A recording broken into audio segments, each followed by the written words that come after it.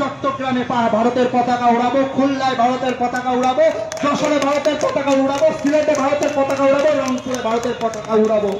বাংলাদেশকে গাজাপট্টি বানিয়ে দেবো। বাংলাদেশ বলে আর কোনো দেশ থাকবে না। আমাদের যুবক ছেলেপেলে ফেসবুকে ট্রল করতেছে যে তারা চট্টগ্রাম নিয়ে নেবে। এটা ট্রল করার নয়, তারা সত্যিকারই এতটা উগ্র যে মন থেকে তারা বিশ্বাস করে যে অখণ্ড ভারত প্রতিষ্ঠা করতে হবে। চট্টগ্রাম, রংপুর, গাইবান্ধা, রাজশাহী, খুলনা, বরিশাল, ঢাকা এগুলো সব তাদের লাগবে, মন থেকে বিশ্বাস করে। ভ্রান্তির উপর থাকার পরও কি পরিমাণ কট্টর হতে পারে। গুজরাতের কসাই 2002 সালে হাজারো মুসলমানের রক্ত যার হাতে রঞ্জিত, তাকে পৃথিবীতে কেউ জঙ্গি সন্ত্রাসী বলে নিষিদ্ধ করতেছে না, সে বহাল তবিয়তে প্রধানমন্ত্রী। আর মুসলমানেরা কোথায় একজনকে গ্রেফতার করেছে, তাই সারা দিন সারা পৃথিবীকে বুঝাতে হচ্ছে আমরা খুব ভালো, আমরা সেকুলার, আমরা সংখ্যালঘুদের গুরু নিরাপত্তা দিই, ডট ডট বলতে বলতে মুখের ফেনা তুলে দিচ্ছে, তাও দুনিয়ার কেউ বিশ্বাস করে না। কেননা তারা বেশি সেকুলার, মুসলমানেরা বেশি সেকুলার। তাদের এক গালে যদি আপনি মারেন তাহলে এরা আর এক গাল পেতে দিয়ে বলবে ভাই এই গালটা তো মেরে নাও। কিন্তু আপনি যান ইসরায়েলে, ইসরায়েল গত 24 ঘন্টায় সিরিয়ার 500টা অস্ত্রাগার গবেষণাগারে হামলা করেছে। ইসরায়েল কাউকে জিজ্ঞেস করেছে যে আমি হামলা করতেছি সিরিয়াতে, আমাকে অনুমতি দাও? আমেরিকাকে জিজ্ঞেস করেনি। ড্যাম কেয়ার, পরোয়া করে না। সে কট্টর, তার নিজের দিনের উপর কট্টর, অ্যাগ্রেসিভ, উগ্র। যে 500টা জায়গায় বোমা হামলা করতে পৃথিবীর কোনো দেশকে জিজ্ঞাসা করার প্রয়োজন মনে করে না, হেজিটেশন ফিল করে না, দ্বিধা ফিল করে না। ওই ইহুদি জাতিকে আমি কাছ থেকে দেখে আসছি যে 500টা জায়গায় আক্রমণ করতে দ্বিধা ফিল করে না, ও দাঁড়িয়ে রাখতে দ্বিধা ফিল করবে? ওরা ওদের দিনের উপরে এরকম কট্টর, ড্যাম কেয়ার। ওরা দাঁড়িয়ে রাখার সময় পরোয়া করে না কে জঙ্গি বলবে, কে সন্ত্রাসী বলবে। কিন্তু আপনি আপনার সমাজ, আপনার আশপাশ, পাড়া প্রতিবেশী দাঁড়িয়ে রাখতে চান, হাজারবার চিন্তা করবেন আমাকে কি করবে, আমাকে ফাঁসিয়ে দেবে, মামলা দেবে, এই সেই ডট, অনেক কিছু। এটাকে বলা হয় কলোনিয়াল মাইন্ড সেট আপ। ঔপনিবেশিক দাসত্ব এবং গোলামির একটা ধারা আমরা আমাদের রক্তের মধ্যে বহন করতেছি, আমাদের ব্লাডের মধ্যে। আমরা মানসিকভাবে এখনো স্বাধীন হতে পারি না। এই জন্য আমাদের অজান্তে যে আমার সামনে ভালো ইংরেজি বলে সে একজন স্মার্ট, যে ইংরেজি জানে না সে স্মার্ট নয়। আমাদের অজান্তে যে প্যান্ট শার্ট পরে সে স্মার্ট, যে পাঞ্জাবি দাড়ি টুপি পরে সে স্মার্ট নয়। কিন্তু আপনি ইংল্যান্ড থেকে বের হয়ে স্পেন যান, ইতালি যান, ফ্রান্স যান, বিমানবন্দরে পর্যন্ত ইংরেজি নাই। বিমানবন্দরে পর্যন্ত ইংরেজি নাই। মানে কেন? ওরা জাতিগতভাবে আমাদের চেয়ে মানসিকভাবে স্বাধীন। সে পরোয়া করে না কেন আমি ইংরেজি শিখব, তাকে আমার ফরাসি ভাষা শিখতে হবে। এইরকম মানসিকভাবে তারা উগ্র এবং স্বাধীন। তাহলে আপনার পার্শ্ববর্তী দেশ তার দিনের উপর কট্টর, উগ্র এবং অ্যাগ্রেসিভ এবং ড্যাম কেয়ার, পরোয়া করে না। তারপরে ইসরায়েল তার নিজের দিনের উপর কট্টর, অ্যাগ্রেসিভ, পৃথিবীর কাউকে পরোয়া করে না। অসংখ্য খ্রিস্টান কান্ট্রি, তাদের ওই সমস্ত দল ক্ষমতায় আসতেছে যারা ডানপন্থী কট্টর। তাহলে এত এত কট্টরের মধ্যে আপনি সেকুলার হয়ে বাঁচতে পারবেন না। সেকুলারিজম দিয়ে আপনার বাংলাদেশের স্বাধীনতা টিকবে না, বলে দিলাম। কেননা আপনাকে শুধু কম্প্রোমাইজই করতে হবে, কম্প্রোমাইজই করতে হবে, আপনাকে কেউ বিশ্বাস করবে না। আপনিও যদি বাঁচতে চান, বাংলাদেশের স্বাধীনতাকে রক্ষা করতে চান, আপনাকেও আপনার দিনের উপর ড্যাম কেয়ার হতে হবে। আমি আল্লাহর নবীর সুন্নাতের অনুসরণ করি, কোরআন এবং হাদিসের আইন বাংলাদেশে বাস্তবায়ন করি, কার কি করার আছে করে নাও। যখন এরকম ড্যাম কেয়ার হবেন, বাংলাদেশ স্বাধীন, একদিনে স্বাধীন, 24 ঘন্টায় স্বাধীন। এবং এই স্বাধীনতা চিরস্থায়ী, স্থায়ী স্বাধীনতা। আপনাকে তেলাতে হবে না, তেল দিতে হবে না, কম্প্রোমাইজ করতে হবে না, বুঝাতে হবে না, প্রেস ব্রিফিং করতে হবে না, একদিনে স্বাধীন হয়ে যাবে। এবং আপনারাও যদি আপনাদের ব্যক্তি জীবনে প্র্যাকটিস করেন, ইহুদিদের দেখে শিখেন, তারা অভিশপ্ত। আল্লাহ সুবহানাহু ওয়া তাআলা বলেছেন তারা অভিশপ্ত। কোরআন মাজিদে আল্লাহ বলেছেন গায়রিল মাগদুবি আলাইহিম ওয়ালাদ-দালিন, এই ইহুদিরা অভিশপ্ত। কিন্তু আপনি ভয়ঙ্করভাবে আশ্চর্য হবেন, তারা একটা অভিশপ্ত জাতি হওয়ার পরেও সারা পৃথিবীর মানুষকে ইহুদিরা শিখালো ছেলে হোক মেয়ে হোক দুটি সন্তানই যথেষ্ট। আপনি আমাকে একটা ইহুদি ফ্যামিলি বের করে দিবেন যার একটাই সন্তান অথবা দুটোই সন্তান। প্রত্যেকটা ইহুদি ফ্যামিলির 4টা, 5টা, 6টা, 7টা করে সন্তান। এই জন্য ছোটো যে কারগুলো আছে এই কারগুলো তারা ইউজ করে না, তাদের জন্য বড় হাইস গাড়ি নহা, যেটাতে 7-8টা সিট আছে সেই গাড়ি লাগবে, কেননা ফুল ফ্যামিলি যেতে হলে ওই ছোট কারে তো হবে না, এই জন্য বড় গাড়ি বেশি ইউজ করে। সারা পৃথিবীতে ইহুদিরা এই সুদি কারবার প্রচলন করে রেখেছে। কোনো ইহুদির সাথে সুদি লেনদেন করে না, অথচ সারা পৃথিবীর সুদি কারবারের কন্ট্রোল তাদের হাতে, কিন্তু ওরা নিজেরা কখনো সুদি কারবার লেনদেন করে না। সারা পৃথিবীতে LGBTQ সমকামিতার মতো ভয়ঙ্কর অপরাধ গুনাহ শিখানোর জন্য কোটি কোটি টাকা তারা ব্যয় করতেছে, কিন্তু প্রত্যেকটা ইহুদি স্কুলে LGBTQ নিষিদ্ধ, এবং সেটা পরোয়া করে না যে এটা আমি নিষিদ্ধ করে রেখেছি তো কে আমাকে কি বলবে, এটা পরোয়া করে না। সম্মানিত উপস্থিতি, এই জন্য ওদের কাছে অনেক কিছু আপনার শিখার আছে যে নিজের দিনের উপর কি পরিমাণ কট্টর হতে হয়। আপনি বাংলাদেশ থেকে বের হয়ে আর একটা খ্রিস্টানের সাথে ঘুরলে আপনি চুল পরিমাণ ধাক্কা খাবেন না। আপনি দেখবেন যে ওই খ্রিস্টান 6 দিন 5 দিন কাজ করে যা টাকা ইনকাম করছে গার্লফ্রেন্ডের পিছনে, পাবে জুয়ায়, বারে মদে, উইকেন্ডে সাপ্তাহিক ছুটিতে শেষ করে দিচ্ছে। ফলত আপনার কাছে মনে হবে এটাই দুনিয়া, কিন্তু যখন আপনি একটা ইহুদির কাছে যাবেন, ইহুদির সাথে উঠা বসা করবেন, আপনি আশ্চর্য হবেন।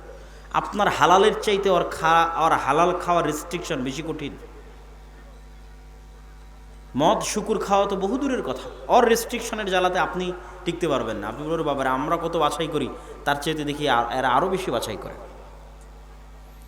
কি পরিমাণ কট্টর তাদের দিনের উপর।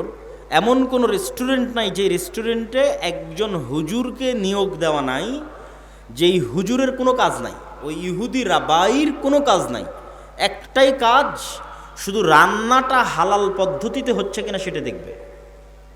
আপনাদের বালিয়াডাঙ্গি বাজারে যতগুলো রেস্টুরেন্ট আছে মনে করেন প্রত্যেকটা রেস্টুরেন্ট মালিক একটা করে হুজুরকে চাকরি দিয়ে রেখেছে। হুজুরের কি কাজ? শুধু দেখবে যে রেস্টুরেন্টের রান্না কিভাবে হচ্ছে, হালাল অনুযায়ী হচ্ছে, ব্যাস।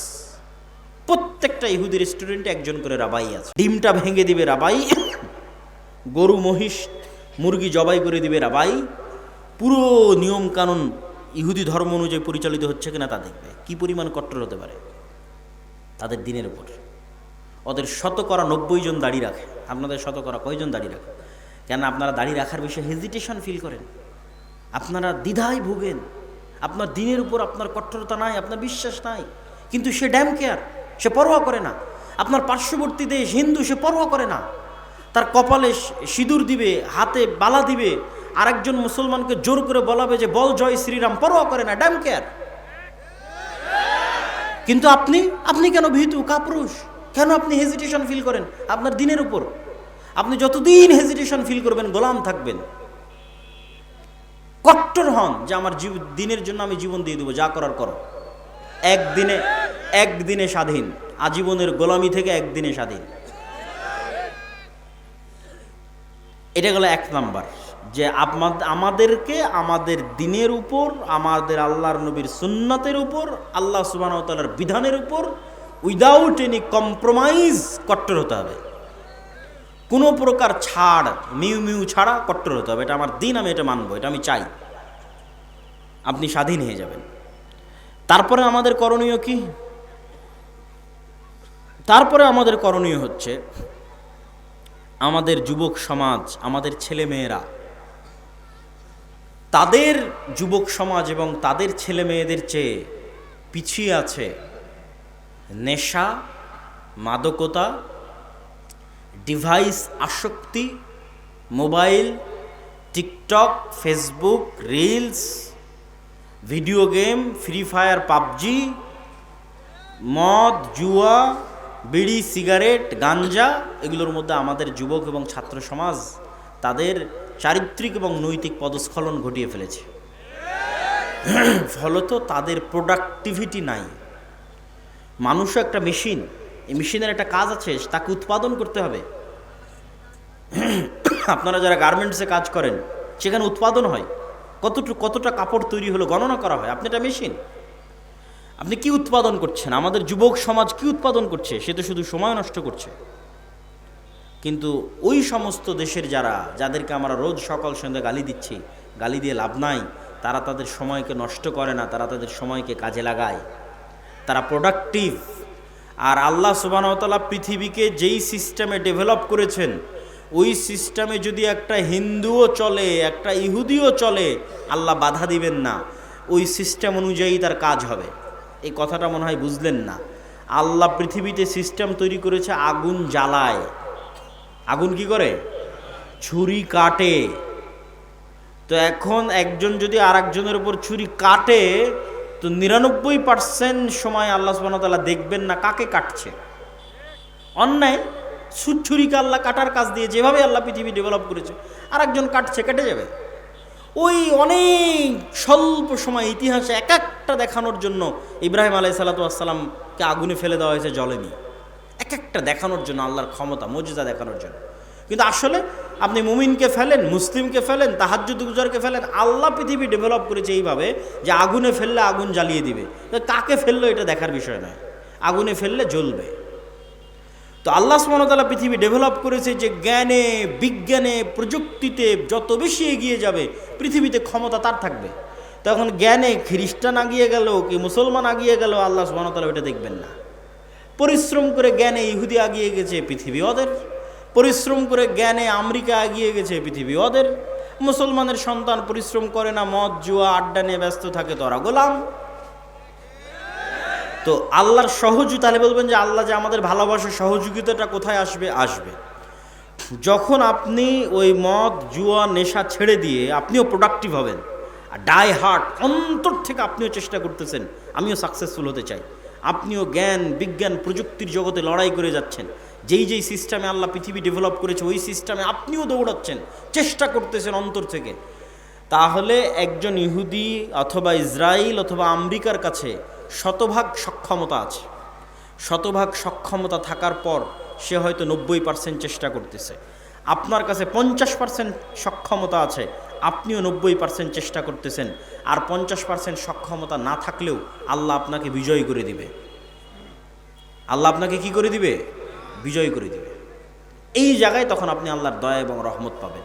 কিন্তু আপনি যদি চেষ্টা না করেন, তার আগ পর্যন্ত দয়া রহমত পাবেন না, তার আগ পর্যন্ত গোলাম থাকবেন। তাহলে আমাদের যুবক সমাজ এবং ছাত্র সমাজ, ইয়াং জেনারেশন, তাদেরকে অবশ্যই তারা যে অন্ধকার জগতে ফেঁসে আছে, তারা যে জ্ঞানের পিছনে ইনভেস্ট করে না। আমি ইংল্যান্ডে 1 বছর ছিলাম, পার্কে যাই, বিশ্ববিদ্যালয়ে যাই, ট্রেনে উঠি, বিমানে উঠি, বাসে উঠি, কাউকে দেখি বই হাতে নিয়ে পড়তেছে। ওদের দেখে আমি নিজেকে লজ্জিত বোধ করতাম যে সে মুমিন নয়, কিন্তু সে পড়তেছে, সে বেপরদা অবস্থায় আছে, কাফেরা, সে পড়তেছে। তাহলে আমি একজন মুমিন হয়ে আমি পড়তেছি না? তখন ওদের দেখা দেখে আমিও যাত্রাপথে পড়া শুরু করেছিলাম এবং অনেক বই আমি তখনও ইংল্যান্ডে থাকা অবস্থায় সফরের মধ্যে পড়ে শেষ করেছি। কিন্তু বাংলাদেশে আসার পর এখন পর্যন্ত আর কোথাও দেখলাম না যে একটা মানুষ কোথাও বই হাতে নিয়ে পড়তেছে। তখন আমার মধ্যে থেকে ওই স্বভাবটা হারিয়ে গেছে। তাহলে আমাদের মধ্যে পড়ার এবং জ্ঞান অর্জনের আগ্রহ নাই। আমাদের সাধারণ সেকুলার ছাত্র জনতা তো বহুদূরে থাক, ইসলামপন্থী মানুষজন তাদের সময় নষ্ট করে পারস্পরিক হিংসা বিদ্বেষ, গুতাগুতি, মারামারি, ঠেলাঠেলি, গীবত, পরনিন্দায়। যারা ইসলাম নিয়ে আলোচনা করে তারাও 2 জন যখন একত্রিত হয়, কোরআনের একটা আয়াত নিয়ে আলোচনা কর, কোরআনের হাদিসের একটা, বুখারী শরীফের একটা হাদিস নিয়ে আলোচনা কর, দিনের একটা বিষয় নিয়ে আলোচনা কর না। কোন হুজুর কোন বক্তায় কি বলল, কে কোথায় ফেসবুকে কি কমেন্ট করেছে, কার বিরুদ্ধে কে লাগলো, এক জায়গায় একত্রিত হলে সেগুলো নিয়ে গল্প শুরু হয়ে গেল। সময় নষ্ট, প্রোডাক্টিভিটি নষ্ট। অতএব হে যুবক সমাজ, হে ছাত্র ভাইয়েরা, আমরা যদি আমাদের সময়কে সঠিকভাবে কাজে না লাগাই, জ্ঞান অর্জন না করি, তাহলে আমরা কখনোই পৃথিবীতে আর 10টা জাতির সাথে পাল্লা দিয়ে স্বাধীন হতে পারবো না। গোলাম থাকতে হবে, গোলাম আছি, গোলাম থাকতে হবে। আমি চেষ্টা না করলে আল্লাহ রাস্তা দেখাবে না। অতএব আমাদের জাতির মুক্তির জন্য কাউকে না দেখে হলে অন্তত আপনার পাশে যারা আছে তাদের দেখে শিখেন। হিন্দুদেরকে দেখে শিখেন, আপনারা তাদের নিয়ে কত হাসি ঠাট্টা করেন, কত মজাক করেন, অথচ পৃথিবীর দ্বিতীয় সিলিকন ভ্যালি হিন্দুরা বেঙ্গলোরে বানিয়েছে। আমেরিকাতে একটা সিলিকন ভ্যালি আছে, জ্ঞান বিজ্ঞান প্রযুক্তির সেন্টার, দ্বিতীয়টা হিন্দুরা বানিয়েছে বেঙ্গলোরে। পড়াশোনা করে, জ্ঞান অর্জন করে। অতএব তাদেরকে নিয়ে ট্রোল করে হাসি ঠাট্টা করে লাভ নেই। আপনারা পড়েন, শিখেন, জ্ঞান অর্জন করেন, টেক্কা দেন পৃথিবীর সাথে, না হলে আমাদেরকে গোলাম থাকতেই হবে। আমি আমার বক্তব্যের সারমর্ম করতে চাই। শুরুতে কি বলেছিলাম মনে আছে? সব হয়তো ভুলে গেছেন। শুরুতে বলেছিলাম যে আজকে এখনই 2 বছরের মধ্যে 1 বছরের মধ্যে ভোট করে ক্ষমতায় যেতে হবে, এই চিন্তা বাদ দিয়ে চিন্তা করতে হবে 100 বছর পর ইসলাম বাংলাদেশের ক্ষমতায় আসবে কোনো কম্প্রোমাইজ ছাড়া এবং স্থায়ীভাবে। তার জন্য কি করা লাগবে সেটা করেন। 100 বছর পর ইসলাম বাংলাদেশের ক্ষমতায় আসবে উইদাউট এনি কম্প্রোমাইজ এবং স্থায়ীভাবে। তার জন্য কি করা লাগবে? তার জন্য শক্তিশালী প্রতিষ্ঠান লাগবে, শক্তিশালী মিডিয়া লাগবে, শক্তিশালী অর্থনৈতিক প্রতিষ্ঠান লাগবে। সেগুলো প্রতিষ্ঠা করার পিছনে আমাদের সময় এবং শ্রম দিতে হবে। তারপরে কি তুলে ধরেছি? তারপরে আপনাদের সামনে তুলে ধরেছি যে আমাদের ব্যক্তিগত সামাজিক জীবনে ন্যায়পরায়ণতা যদি না থাকে, আমরা কখনোই আল্লাহর দয়ায় ক্ষমতায় যেতে পারবো না। অতএব আমাদের ব্যক্তিগত জীবনে কি লাগবে? ন্যায়পরায়ণতা লাগবে। এবং ন্যায়পরায়ণতার উদাহরণ দিতে গিয়ে বলেছি, আমরা আমাদের স্ত্রীদের সাথেও ন্যায়পরায়ণ নই। আপনি জিজ্ঞেস করেন আপনি আপনার স্ত্রীর সাথে ন্যায়পরায়ণ কিনা। আপনার বউকে জিজ্ঞেস করেন সে তার শাশুড়ির সাথে ন্যায়পরায়ণ কিনা। শাশুড়িকে জিজ্ঞেস করেন সে তার বৌমার সাথে ন্যায়পরায়ণ কিনা। সমাজে যত অশান্তি, ফিতনা এবং ফাসাদ বিরাজ করছে তার প্রত্যেকটা কারণ হচ্ছে ন্যায়পরায়ণতা না থাকা। ইসলামী দলে দলে মারামারি, মাদ্রাসায় মাদ্রাসায় মারামারি, হুজুরে হুজুরে মারামারি, এগুলো একটাও ফতোয়ার কারণ নয়, ডাহা মিথ্যা কথা। কোনো ফতোয়ার সমস্যা নাই, ন্যায়পরায়ণতা নাই। হয় দলের আমির জালেম, না হয় মামুর জালেম। হয় দলের আমির মাজলুম, না হয় মামুর মাজলুম। হয় দলের আমির মিথ্যুক, না হয় মামুর মিথ্যুক। হয় মসজিদের সভাপতি জালেম, না হয় মসজিদের ইমাম সাহেব জালেম। হয় মসজিদের সভাপতি মাজলুম, না হয় ইমাম সাহেব মাজলুম। যত জায়গায় সমস্যা আছে প্রত্যেকটা জায়গায় ন্যায়পরায়ণতার অভাব আছে। এই জন্য মুসলমানদের প্র্যাকটিস করতে হবে নিজেদের ব্যক্তি, সমাজ এবং পারিবারিক জীবনে ন্যায়পরায়ণতা প্রতিষ্ঠা করার। 3 নাম্বার কি বলেছি? আমাদেরকে আমাদের দিনের উপর কট্টর হতে হবে এবং কলোনিয়াল মাইন্ড সেট আপ, 190 বছর ব্রিটিশদের যে গোলামি করেছি, ওই গোলামি করতে গিয়ে আমাদের রক্তের মধ্যে ঢুকে গেছে যে যার দাড়ি চাছা সে স্মার্ট, আর যার মুখে দাড়ি আছে সে আনস্মার্ট। এই কলোনিয়াল মাইন্ড সেট আপের মুখে লাথি মারতে হবে, স্বাধীন হতে হবে। যেটা আল্লাহর নবী সেটা স্মার্ট, যেটা আল্লাহর নবীর নয় সেটা স্মার্ট নয়। এটা যেদিন শক্তভাবে বিশ্বাস করে নেবেন উইথ কনফিডেন্ট এবং উইদাউট এনি কম্প্রোমাইজ, শক্ত আত্মবিশ্বাসের সাথে, সেদিন আপনি স্বাধীন হয়ে গেছেন। সেই দিন পৃথিবীর কোনো শক্তি পৃথিবীতে আপনাকে দমিয়ে রাখতে পারবে না। 4 নাম্বার কি বলেছি? 4 নাম্বার বলেছি আমাদের ছাত্র তরুণ জনতা, তারা যে নেশার মধ্যে, অবৈধ সম্পর্কের মধ্যে, এবং আমাদের মা এবং বোনেরা এবং আমাদের ভাইয়েরা, তাদের মধ্যে দিয়াসাহ মানে শুকুরের চর্বি। শুকুর অপবিত্রতা, অপরিচ্ছন্নতা, নোংরামি পছন্দ করে। শুকুর তার নিজের বিষ্ঠা, নিজের মল চেটে খায়, লজ্জা নাই। এই শুকুরের চর্বিকে বলা হয় দিয়াসাহ। রাসূল সাল্লাল্লাহু আলাইহি ওয়াসাল্লাম বলেছেন, লা ইয়াদখুলুল জান্নাতা দায়ুস, দায়ুস জান্নাতে যাবে না, শুকুর জান্নাতে যাবে না, শুকুরের চর্বি জান্নাতে যাবে না। তো শুকুরের চর্বির সাথে জান্নাতে যাওয়ার কি সম্পর্ক? মানে ওই মানুষ জান্নাতে যাবে না যার রক্ত, যার চর্বি শুকুরের রক্ত শুকুরের চর্বির মতো হয়ে গেছে। কার রক্ত, কার চর্বি শুকুরের রক্ত শুকুরের চর্বির মতো হয়ে গেছে? যার পরিবারের মধ্যে বেহায়াই আছে, নির্লজ্জতা আছে, কিন্তু তার অন্তরে কষ্টবোধ নাই, তার অন্তরে দুঃখবোধ নাই, লজ্জাবোধ নাই, সে দায়ুস, সে জান্নাতে যাবে না। আপনি দায়ুস হলে সমস্যা কি? আমি যদি দায়ুস হই তাহলে সবচেয়ে বড় সমস্যা হচ্ছে বাবা দায়ুস বা ভাই দায়ুস, তার মেয়ে অথবা তার বোন বেপরদা অবস্থায় চলাফেরা করে, অথবা তার স্বামী দায়ুস, স্ত্রী বেপরদা অবস্থায় চলাফেরা করে, তার অন্তরে কোনো ব্যথা নাই, মানে তার রক্ত শুকুরের রক্ত হয়ে গেছে। এই মানুষ আর ওই বেপরদা যে স্ত্রী, এই 2 জনের ঘরে কখনোই সাহসী পুরুষের জন্ম হবে না। খালিদ বিন ওয়ালিদ, ওমর ইবনুল খাত্তাব, সুলতান মোহাম্মদ ফাতেহের মতো বীর সেনানীর জন্ম হবে না। কি জন্ম হবে? দায়ুস বাবার ঘরে এবং দায়ুস মায়ের ঘরে মেয়েলি পুরুষ সন্তানের জন্ম হবে। বুঝেননি মনে হয়? হিজড়া পুরুষ সন্তানের জন্ম হবে, যার মধ্যে পৌরুষত্ব নাই। পৌরুষত্ব মানে শুধু পুরুষ হওয়া নয়, পৌরুষত্ব মানে সেই সাহসিকতা, সে আত্মমর্যাদা, সে আত্মসম্মান, সেই ব্যক্তিত্ব, সেই পার্সোনালিটি। ওই রকম সন্তান জন্ম হবে না যে পৃথিবীকে নেতৃত্ব দিবে। এই জন্য পাশ্চাত্যরা চায় যেন আপনাদের মাদের গর্ভ থেকে নেতা জন্ম না হয়, বরং কি জন্ম হয়? ওই রকম LGBT সমকামী মেয়েলি সন্তানের জন্ম হয়। এটা হবে যদি আপনি দায়ুস হন এবং আপনার স্ত্রী দায়ুস হয়। আপনার মধ্যে পৌরুষত্ব নাই, মানে সাহসিকতা নাই, ব্যক্তিত্ব নাই, পার্সোনালিটি নাই। আর এই ব্যক্তিত্ব, পার্সোনালিটিকে অসংখ্য জিনিস ধ্বংস করে, শুধু বেপর্দা ধ্বংস করে না, আর অনেক কিছু ধ্বংস করে। বেপর্দা যেমন আমাদের ইনার অভ্যন্তরীণ পার্সোনালিটি, ব্যক্তিত্বকে ধ্বংস করে, ঠিক তেমনি লোন, ধার, কর্জ পার্সোনালিটিকে ধ্বংস করে। ইসলামে অর্থনৈতিক মূল্যবোধের 1 নাম্বার পয়েন্ট হচ্ছে আল কানাআহ, অল্পে সন্তুষ্ট থাকা।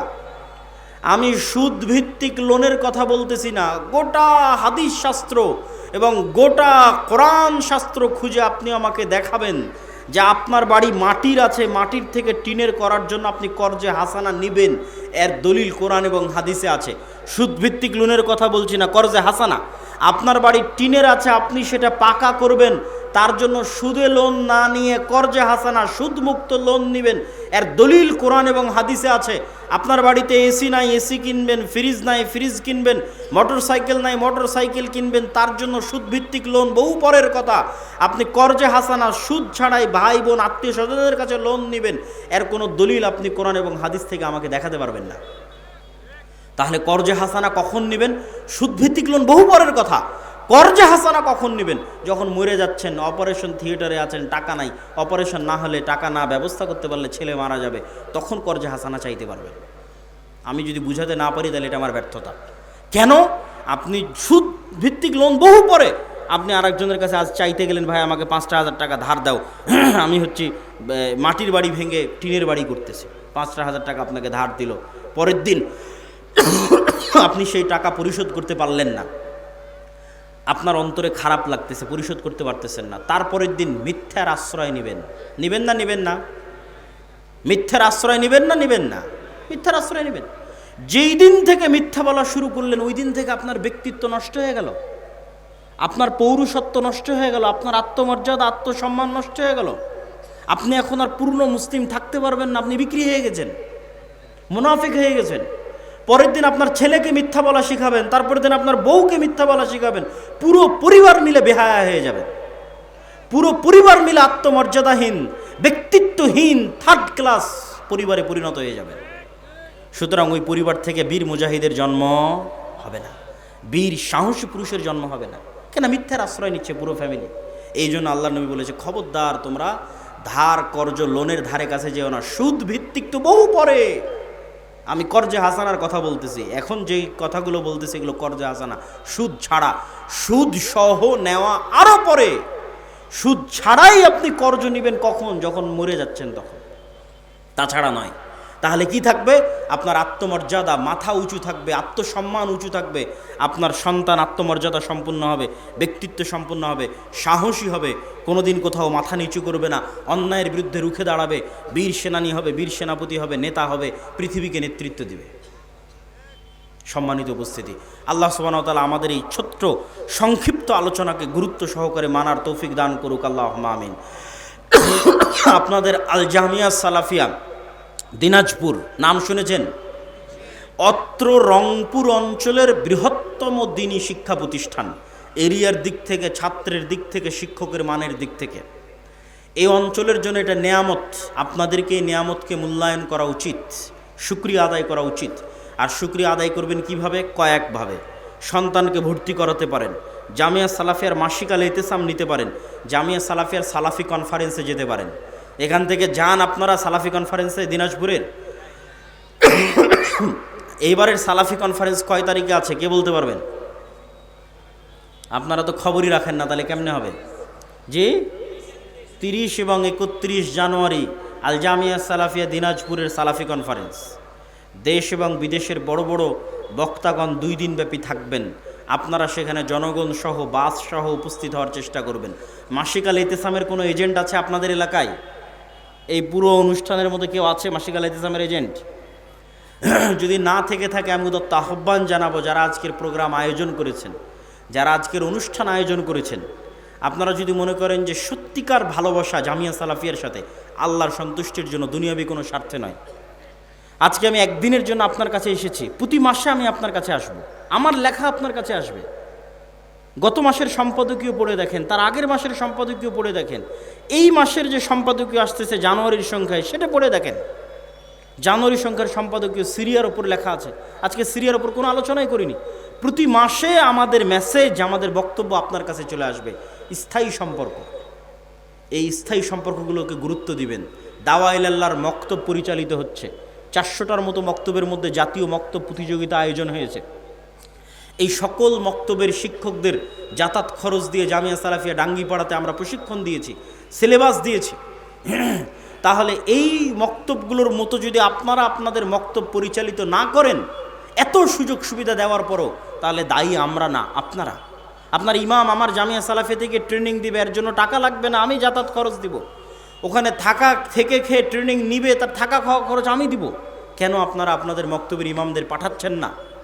যারা জালসার আয়োজন করেছেন, তারা যাদের সাথে যোগাযোগ করছেন আমাদের অফিসে, তাদের সাথে যোগাযোগ করে অবশ্যই জরুরি ভিত্তিতে আপনাদের আশেপাশের মক্তবের শিক্ষকদের রাজশাহীতে ট্রেনিংয়ে পাঠান। দেখবেন ট্রেনিং নিয়ে আসার পরে গ্রাম পরিবর্তন হয়ে গেছে, গ্রামের ছোট ছোট বাচ্চাদের দিন শিক্ষা পরিবর্তন হয়ে গেছে। আমরা যদি ওই ছোটো বাচ্চাদের অন্তরে দিনের জ্ঞান না দিতে পারি, তাহলে এই একদিনের 1 ঘন্টার বক্তব্যে আমি আপনাকে পূর্ণ দিন শিখাতে পারবো না। কোথায় আজ বছরে 3, 4, 5 বছরে এখানে একবার আসলাম, কিন্তু আমি অল টাইম আপনার গ্রামে থাকবো। আমার সিলেবাস অনুযায়ী আপনার বক্তব্যটা চালান। আপনার শিক্ষককে আমাদের জামিয়া সালাফিয়া থেকে ট্রেনিং দিয়ে নিয়ে আসেন, তাহলে আমি আব্দুল্লাহ 24 ঘন্টা আপনার গ্রামে আছি, আপনার ছেলেদের সাথে আছে, আপনার সন্তানদের সাথে আছে। মাসিক আল ইতিসামের এজেন্ট হন, আমরা প্রতি মাসে আপনাদের কাছে চলে আসতেছি।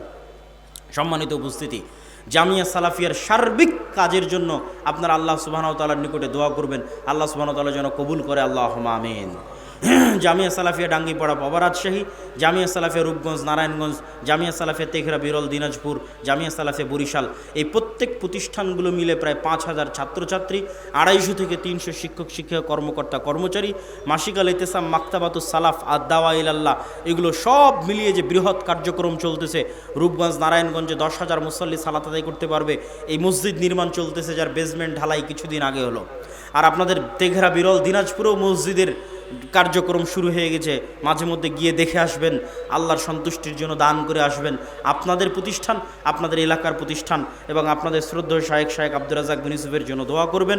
আল্লাহ সুবহানাহু ওয়া তাআলা তার হায়াতে তাইয়্যিবা দান করুক, আল্লাহুম্মা আমিন। এই বলে আমি আমার বক্তব্য এখানেই শেষ করছি। অনেক দূরের পথ আমাদের আগাতে হবে। সংক্ষিপ্ত প্রশ্নোত্তর দিয়ে আমি আপনাদের নিকট থেকে বিদায় নিতে যাচ্ছি। আল্লাহ সুবহানাহু ওয়া তাআলা আজকে আমরা যে আলোচনা করলাম, এই আলোচনা শোনার এবং মানার তৌফিক দান করুক, আল্লাহুম্মা আমিন। প্রিয় শায়েখ, আমার মা এবং আমার স্ত্রী সালাত আদায় করে, পর্দা করে না, তাদের সালাত কি কবুল হবে? প্রশ্ন যদি ধৈর্য থাকে, প্রশ্নোত্তরগুলো বসে শুনে যান, কথাবার্তা হইচই না করে।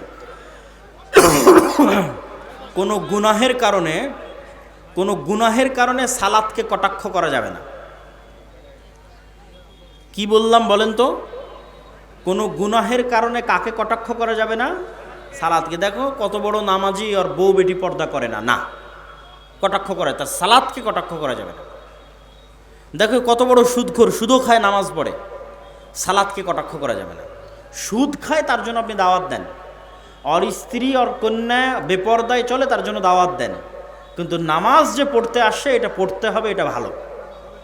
এটা সুদ খেলেও পড়তে হবে, ঘুষ খেলেও পড়তে হবে, স্ত্রী বিপর্দায় থাকলেও পড়তে হবে। আমরা জানি জমি বন্ধক নিয়ে খাওয়া জায়েজ নয়। এখন কথা হলো, যারা জমি বন্ধক নিয়ে খায় তাদেরকে বললে তারা বলে টাকা ফিরিয়ে নেওয়ার সময় কিছু টাকা জমির খাজনা বাবদ কম নিলে নাকি জায়েজ হয়ে যায়। জমি বন্ধক এক প্রকার সুদ। কি সিস্টেমের সুদ আমি বলি। আপনি আমাকে বললেন যে আব্দুল্লাহ ভাই আমার এই জমি আপনি আবাদ করেন, আপনি আমাকে 50,000 টাকা দেন, যতদিন আমি 50,000 টাকা আপনাকে পরিশোধ করতে না পারছি ততদিন আপনি এই জমি ভোগ করবেন। আর ইসলাম এটাকে দেখবে কিভাবে? ইসলাম এটাকে দেখবে, আমি একটু ঘুরিয়ে বলি তাহলে আপনার কাছে ক্লিয়ার হবে। ইসলাম এটাকে দেখবে এইভাবে, ভাই আমার 50,000 টাকা কর্জ দরকার, ঠিক আছে আমি তোমাকে 50,000 টাকা কর্জ দিব, তবে আমার একটু সুদ লাগবে। কি সুদ লাগবে? এই 50,000 টাকা পরিশোধ না করা পর্যন্ত আমি তোমার জমির আবাদ খেতে চাই। এই যে আমি 50,000 টাকা পরিশোধ না করা পর্যন্ত তোমার জমির আবাদ খেতে চাই, এটা 50,000 টাকা লোন দেওয়ার বিনিময়ে আমি সুদ ভক্ষণ করতেছি। আপনারা লেনদেন করতেছেন ঘুরিয়ে, ওইটাকে একটু সোজাভাবে দেখেন। আপনারা লেনদেন করতেছেন ঘুরিয়ে, কি ভাই আমার জমি তোমার কাছে থাকলো, আমাকে একটু 50,000 টাকা দাও, না ওইভাবে আপনি করতেছেন। কিন্তু আসলে কি ঘটতেছে? আসলে ঘটতেছে ভাই 50,000 টাকা কর্জ নেব, তাহলে ঠিক আছে আমি তোকে 50,000 টাকা কর্জ দিব, কিন্তু আমার সুদ দরকার। সুদটা কি? আমি টাকায় সুদ চাচ্ছি না, আমি সুদ চাচ্ছি জমিতে। এই যে আমি লোনের বিনিময়ে উপকার গ্রহণ করতেছি, এটা সুদ। তাহলে জায়েজ কোনটা? আপনি আপনার জমি ভাড়া দিতে পারেন, ভাড়া নির্ধারিত, সময় নির্ধারিত, ভাড়া নির্ধারিত, সময় নির্ধারিত, লিজ দেওয়া, সময় নির্ধারিত, ভাড়া নির্ধারিত। বা আমার জমি তোমাকে দিলাম, তুমি আমার জমি ব্যবহার করতে পারো, প্রতি বছরে আমাকে এত টাকা দেবা, 5 বছরের জন্য আমি তোমাকে লিজ দিলাম, প্রতি বছর সমান 1 লক্ষ টাকা, হালাল, 100 বার হালাল। ভাড়া নির্ধারিত, সময় নির্ধারিত। মুরব্বীরা নাতনির সাথে, যুবকেরা ভাবির সাথে হাসি ঠাট্টা করে, এতে করে জেনার গুনাহ হয়, অবশ্যই হয়। এটা আমাদের সমাজের একটা ব্যাড কালচার, অপসংস্কৃতি। আমি একটা জমি নিব, আমি জমির মালিককে মোটা অঙ্কের টাকা দিব সিকিউরিটি হিসেবে। বছরে যদি 3টা ফসল হয়, প্রত্যেক ফসলে জমির ভাড়া বাবদ জমির মালিককে বিঘা প্রতি 4-5 হাজার টাকা করে দেব প্রত্যেক ফসলে। আমি একটা জমি নিব, আমি জমির মালিককে মোটা অঙ্কের টাকা দেবো সিকিউরিটি হিসেবে। বছরে যদি 3টা ফসল হয়, প্রত্যেক ফসলে জমির ভাড়া বাবদ সিকিউরিটি হিসেবে টাকা দিবেন, আবার ভাড়া বাবদ দিবেন। যিনি প্রশ্ন করেছেন উনি পার্সোনালি দেখা করেন, স্পষ্ট নয়। যারা সালাত আদায় করে না তাদের কি জানাজা পড়া যাবে? যারা সালাত আদায় করে না তাদের জানাজা বড় মানুষ, আলেম মানুষ, আল্লাহওয়ালা মানুষ, নেতৃস্থানীয় মানুষ পড়বে না, স্বাভাবিক মুসলমানেরা সালাত পড়ে দাফন কাফন করে দিবে। যারা সালাত আদায় করে না তাদেরকে সালাম দেওয়া যাবে? যদি মনে হয় সালাম না দিলে, সামাজিকভাবে বয়কট করলে সে সালাতের প্রতি উদ্বুদ্ধ হতে পারে, তাহলে সালাম বয়কট করে, সামাজিকভাবে বয়কট করে তাকে সালাতের প্রতি উদ্বুদ্ধ করতে হবে। আর যদি মনে হয় না এটা কোনো কার্যকরী হবে না, তাহলে স্বাভাবিকভাবে সালাম দিতে থাকতে হবে, আর পরামর্শের মাধ্যমে, চেষ্টার মাধ্যমে হেদায়েত করার চেষ্টা করতে হবে। আমাদের থানা বা জেলার মধ্যে আল জামিয়া সালাফিয়ার একটি শাখা চাই, মাশাআল্লাহ। দাওয়া ইলাল্লাহর অন্তর্গত আমাদের এলাকায় মক্তব চালু করতে চাই, বলে দিলাম। মক্তব চালু করার সহজ বুদ্ধি, তোমরা যাদের সাথে আমাদের অফিসে কথা বলে আজকে আমরা এখানে আসছি, সেই অফিসে কথা বলে পরবর্তী ট্রেনিংয়ে তোমাদের ইমামদের পাঠিয়ে দাও। তোমাদের রানিং চলন্ত যে মক্তব আছে সেই মক্তবের ইমামদের পরবর্তী ট্রেনিংয়ে পাঠিয়ে দাও। প্রতি মাসেই ট্রেনিং হচ্ছে, যাতায়াত খরচ আমাদের, থাকা খাওয়া আমাদের। শায়েখ, আমার প্রশ্নটা হলো গাজওয়াতুল হিন্দ বলতে কি বোঝায়? গাজওয়াতুল হিন্দ মানে ভারতের সাথে মুসলমানদের যুদ্ধ, বা হিন্দুস্তানের হিন্দুদের মুশরিকদের সাথে মুসলমানের যুদ্ধ। গাজওয়াতুল হিন্দ আগেও হয়ে থাকতে পারে, ভবিষ্যতেও হতে পারে, এটা অস্বাভাবিক কিছু নয়। গাজওয়াতুল হিন্দের কথা হাদিসে আছে। অতীতেও গাজওয়াতুল হিন্দ হতে পারে, কেন অতীতেও এই ভারতে হিন্দু মুশরিকরা বসবাস করত, মুসলমানেরা বহু যুদ্ধে লিপ্ত হয়েছে। মাহমুদুল হাসান গাজনবী থেকে শুরু করে অসংখ্য মুসলমান ভারতে যুদ্ধ করেছে। ভাই বোনের জমি ভাগ করার বিষয়ে কিছু বলেন। যেভাবে আল্লাহ বলেছে ওইভাবে ন্যায়ের সাথে সমানভাবে বন্টন করে দিতে হবে আল্লাহর আদেশ অনুযায়ী, না হলে মুনাফিক। এবং সে সালাত আদায় করলেও মুনাফিক, হজ করলেও মুনাফিক, তাহাজ্জুদ গুজার হলেও মুনাফিক। পান, জর্দা, বিড়ি, গুল, সিগারেটের ব্যবসা কি হারাম? এটা আবার জিজ্ঞেস করে কেউ। মুসলমান হলে এটা জিজ্ঞেস করার কথা না। আমাদের এই দিকে অনেকে সিয়াম রাখে কিন্তু দাড়ি চাচ্ছে, তাদের বিষয়ে কিছু বলবেন। কখনোই মানুষের আর একটা আমল দিয়ে আর একটা সৎ আমলকে কটাক্ষ করবেন না। সিয়াম রাখে ভালো কথা, এটার জন্য দাড়ি কিনে এটাকে কটাক্ষ করার দরকার নাই। সালাত আদায় করে ভালো কথা, দাড়ি কিনে এটাকে কটাক্ষ করার দরকার নাই। আপনি আলাদাভাবে তাকে দাড়ির জন্য দাওয়াত দেন। কিন্তু দাড়ি রাখে না, এই জন্য তার সালাত তার সিয়ামকে কটাক্ষ করবেন না, তার দাওয়াতি কাজকে কটাক্ষ করবেন না। কে আল্লাহর কাছে প্রিয় তা আল্লাহ সুবহানাহু ওয়া তাআলা ভালো জানে। মানুষ আমলের জোর দিয়ে জান্নাতে যাবে না, আল্লাহর দয়ায় জান্নাতে যাবে। সবাই বৈঠক শেষে দোয়া পড়ি, সুবহানাকা আল্লাহুম্মা ওয়া বিহামদিকা আশহাদু আল্লা ইলাহা ইল্লা আনতা আস্তাগফিরুকা ওয়া আতুবু ইলাইক। আসসালামু আলাইকুম ওয়া রাহমাতুল্লাহি ওয়া বারাকাতুহু।